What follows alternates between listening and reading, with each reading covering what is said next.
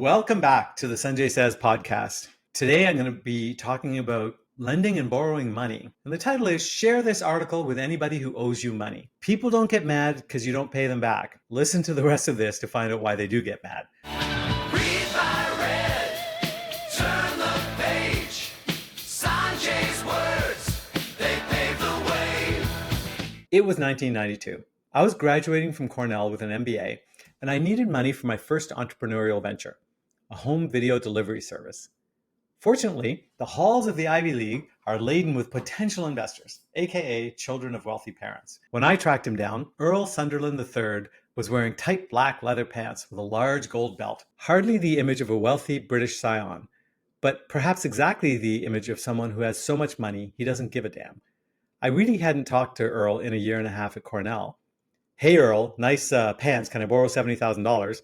Wasn't going to fly. But I did go up and say, hey, you've probably heard I'm starting a business? He replied in an accent that I had been assured was very upper class Brit.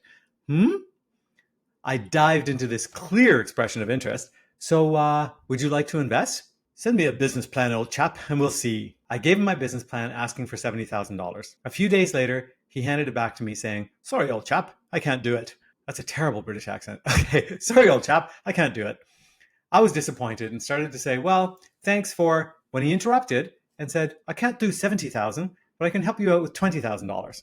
6 months later, hey, Earl, it's me from Cornell, Sanjay. Earl didn't immediately place me. Sorry, old chap, didn't quite catch that. The international connection's a little bit fuzzy. Earl, listen, I said, I'm sorry, but I'm afraid the business you invested in hasn't worked out. I can send you paperwork for the bankruptcy and for tax filings. Oh, it's you. How are you doing? I'm not doing well, Earl, and I'm really, really sorry, but I've lost all your money. Earl brushed it off. Not to worry. Keep a stiff upper lip and all that. That's the conversation I imagined. Earl's actual words were close to bugging me. Really? You lost it all then? Christ. Well, okay. Send me the paperwork. How are you holding up? Don't worry about the money. I said goodbye to it the day I wired it to you. The call to Earl was one of many. I was feeling pretty low. But I called every investor to let them know personally what happened. To my surprise, they were uniformly more worried about me than about their money. That was a valuable lesson in communication with investors because it was hard making those phone calls. The only one harder was to my former entrepreneurship professor. I called and said, hello, Professor Ben Daniel. I'm sure you've heard by now that I started my company and that it failed miserably. Yes, I heard, he said. Well, congratulations on starting the business. Most students don't actually do it, you know. He hadn't been a supporter of my idea. But he didn't say, I told you so. In fact, nobody said anything negative at all. Everyone was reassuring me that it was okay and that I'd succeed the next time. But there wasn't going to be a next time. I wasn't cut out to be an entrepreneur. I was never going to start another company. 4 years later, I started another company. This time, I was so confident in my idea, a mobile device that could send and receive email years before the BlackBerry came out, that I managed to get $500,000 from investors, business partners, my personal savings, and a half dozen maxed out credit cards. 6 months later, that business was out of business. I had driven it into the ground through a combination of bad cash management and lack of focus.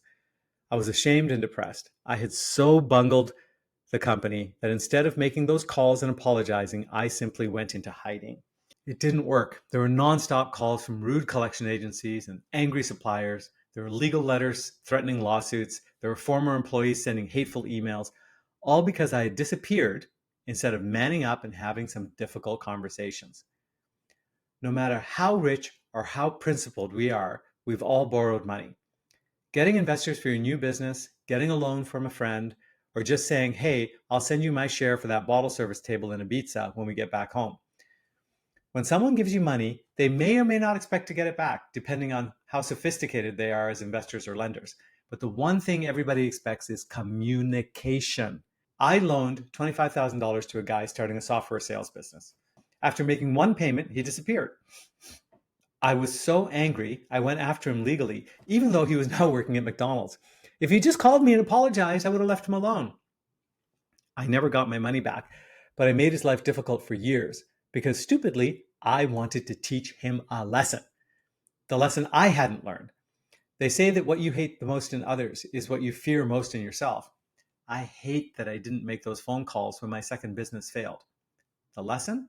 Open, honest communication is the key to any good relationship, and never more so than when taking money from others.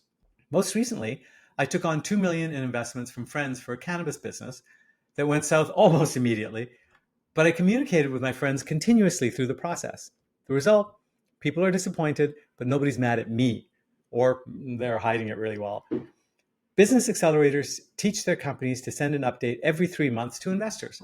When I get updates that aren't going well, I feel bad for the entrepreneur. When I don't get an update at all, I'm angry, even when the company's doing okay. Of course, if the company's doing spectacularly well, I'll choke down my disappointment and cash the check.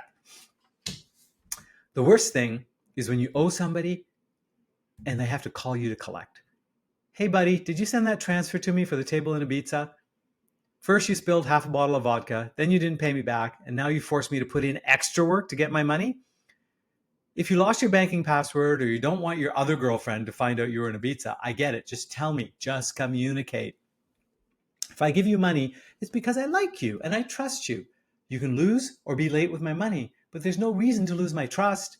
Communicate early and often. Nowadays, I'm usually the lender and the investor in this equation, and I often have the opportunity to say, as Earl said to me so many years ago, don't worry about it. I wrote off that money the day I wired it to you. But most of all, are you okay?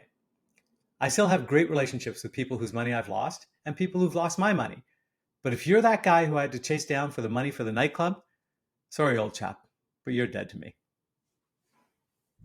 Thanks for listening to this episode of Sanjay Says. Tune in next week for more stories about how I've messed up my life that'll help you mess up yours a little bit less. Remember, do as I say, not as I do.